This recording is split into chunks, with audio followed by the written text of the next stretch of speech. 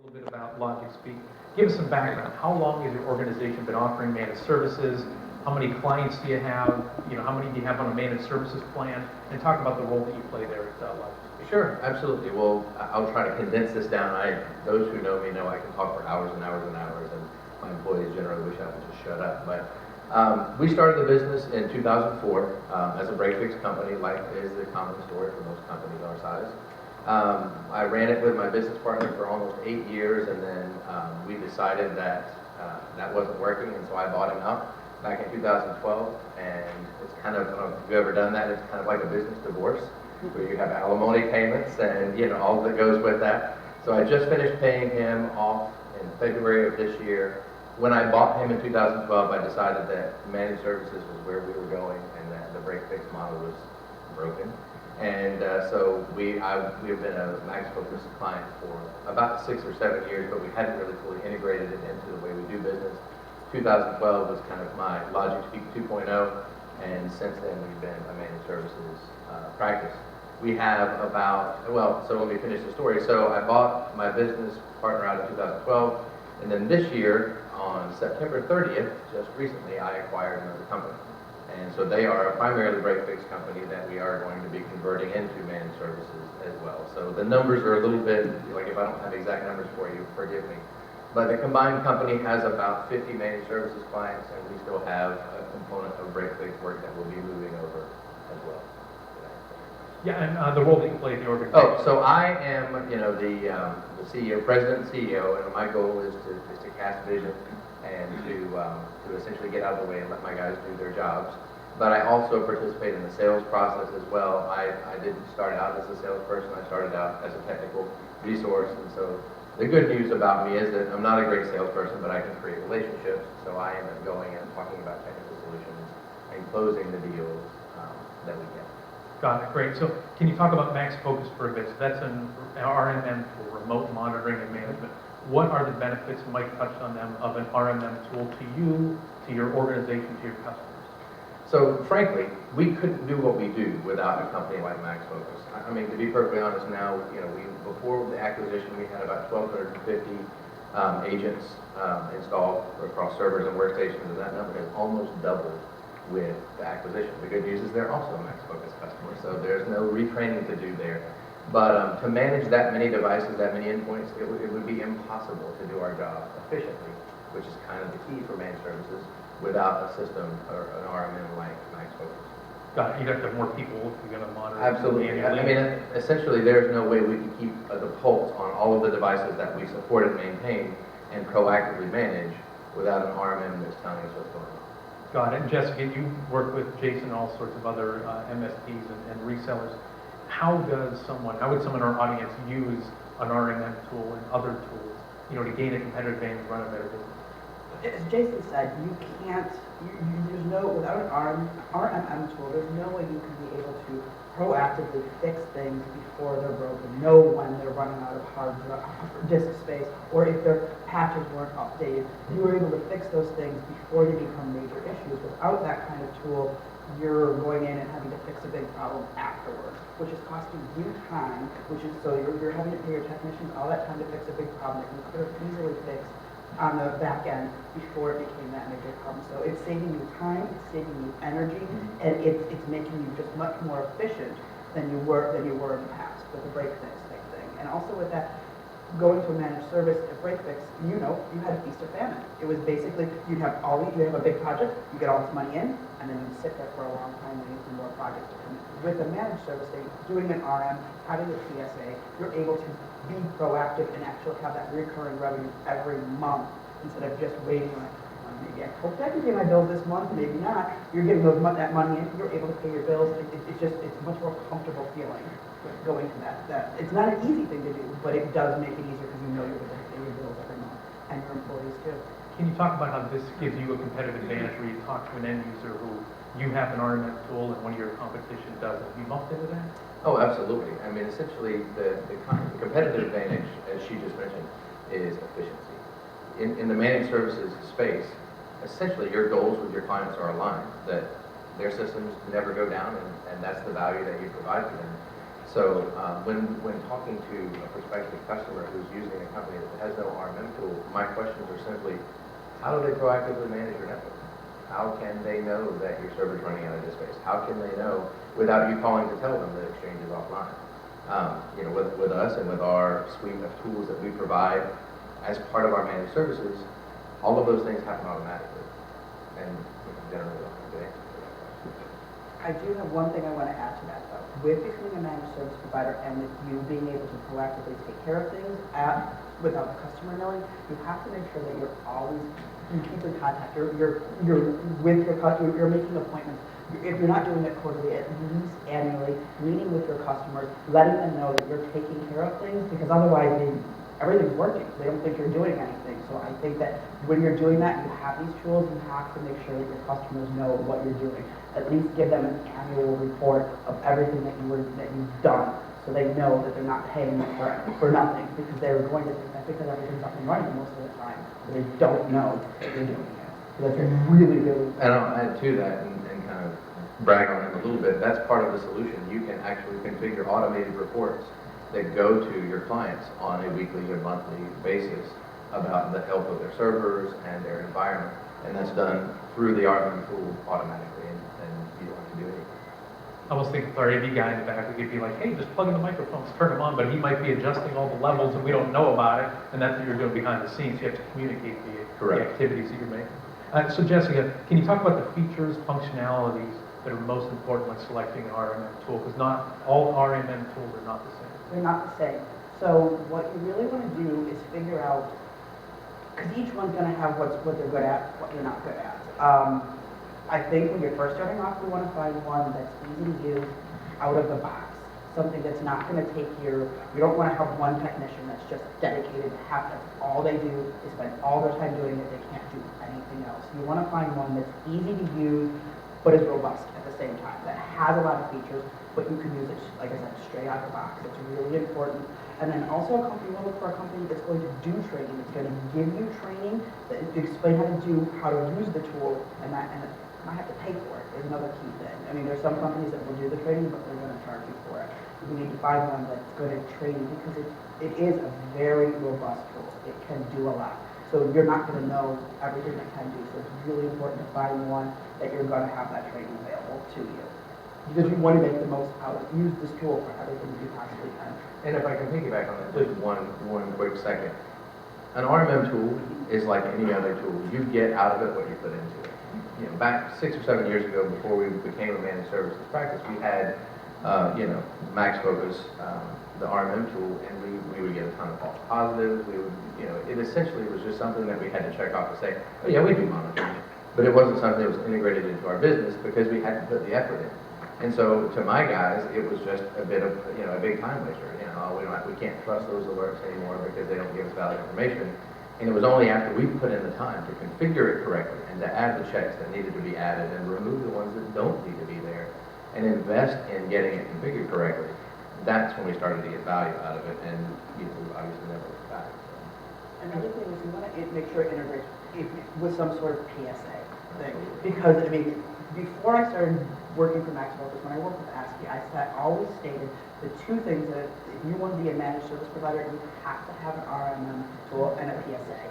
Because the RMM is going to make you proactively able to fix things. The PSA is going to help you with your billing, tracking. And just to clarify, PSA stands for?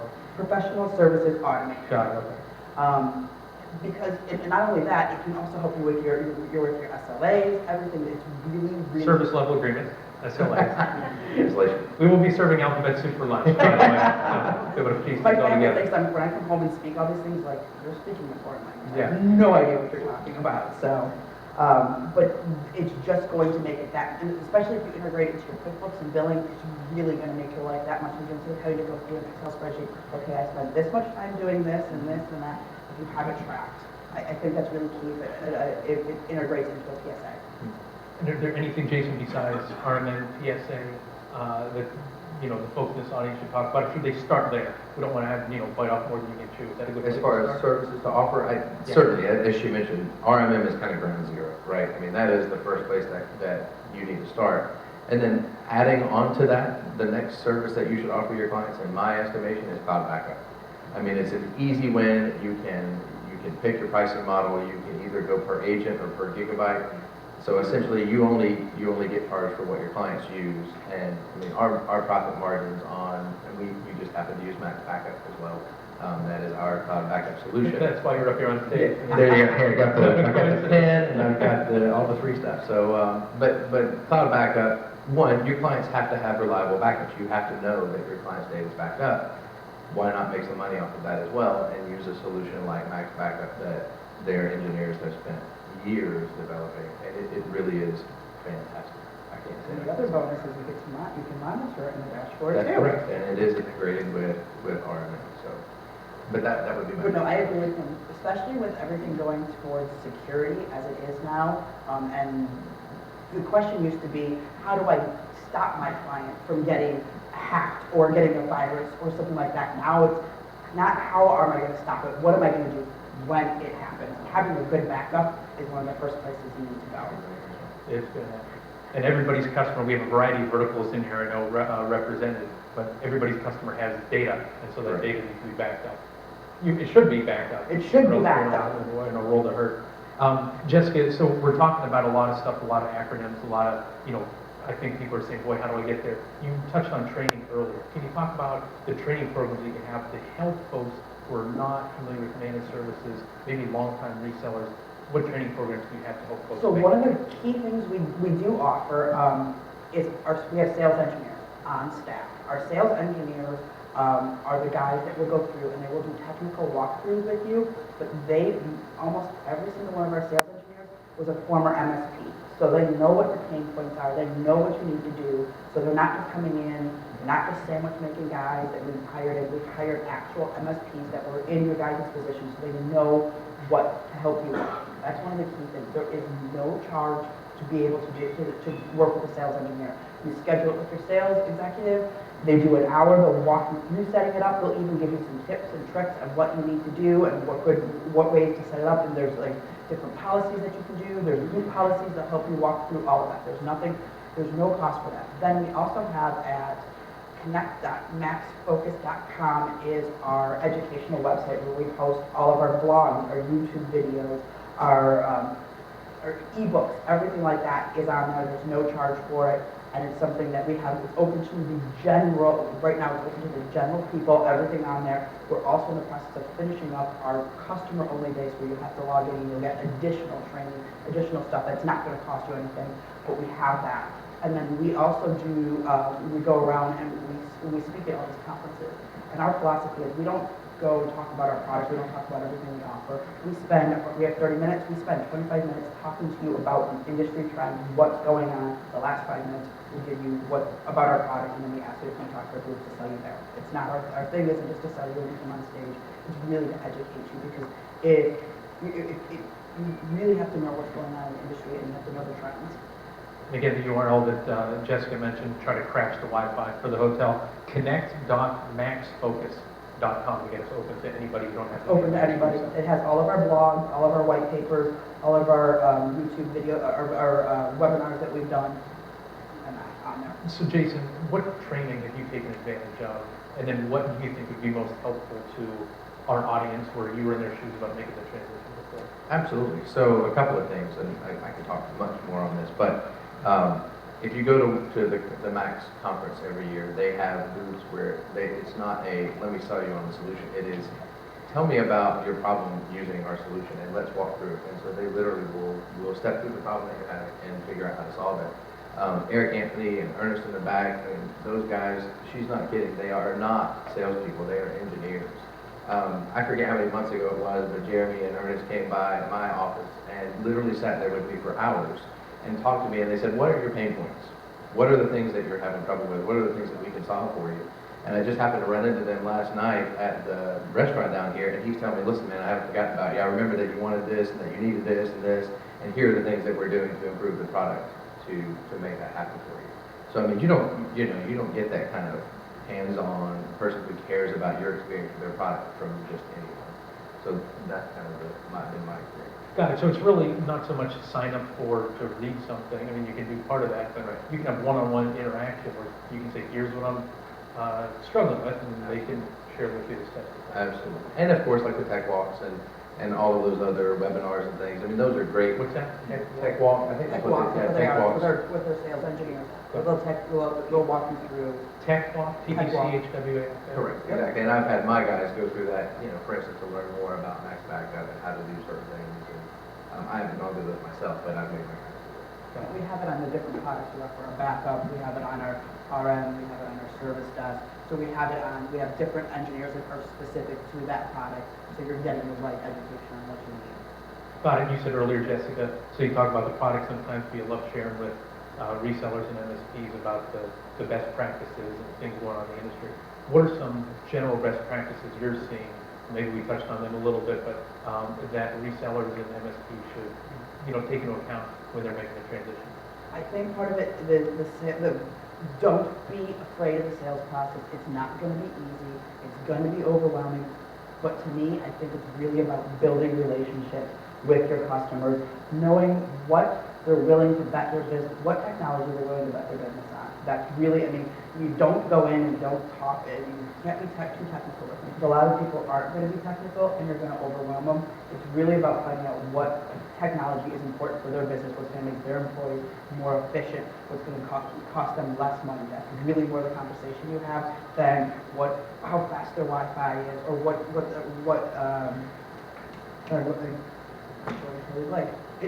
don't make it technical. Find out what's important to them, and that's really what we need to carry your conversations to. And also, don't be afraid to fire clients. Like you said earlier, it's okay. Sometimes those clients that are costing you tons of money aren't following you.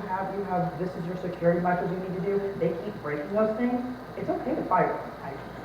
You don't have to keep every customer. It's just not worth it. And there's sometimes, like you said, those people that are costing you the most, don't want to pay more money, are the ones that usually end up costing you the most time.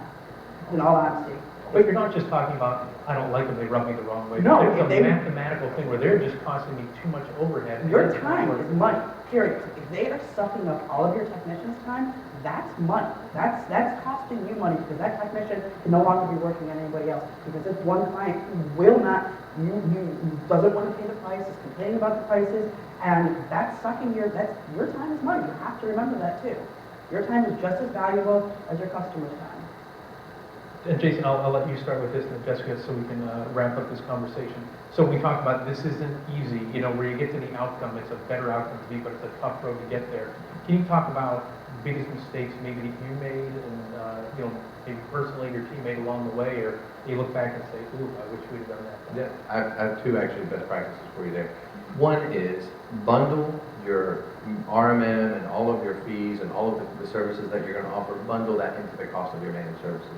Because no one is going to say, yeah, you know, I want to pay you to do monitoring. But that's part of your managed services. So, you know, back when we first started doing this, you know, we had monitoring as an add-on. We had this as an add-on. Well, nobody chose the add-ons, which hampered our ability to deliver services. So include those as part of your base rate, and don't do this monitoring only and, you know, all this kind of stuff, because people will always take the cheapest option, and they won't include the tools that you need to be able to deliver the service. I'm a small business manager, and I'm cheap. So, I mean, really, and so, no, you're right. If you talk about the outcome and it's going to cost you X amount, it's less than a full-time IT guy, that's important. Yeah, bundle it together. Yeah.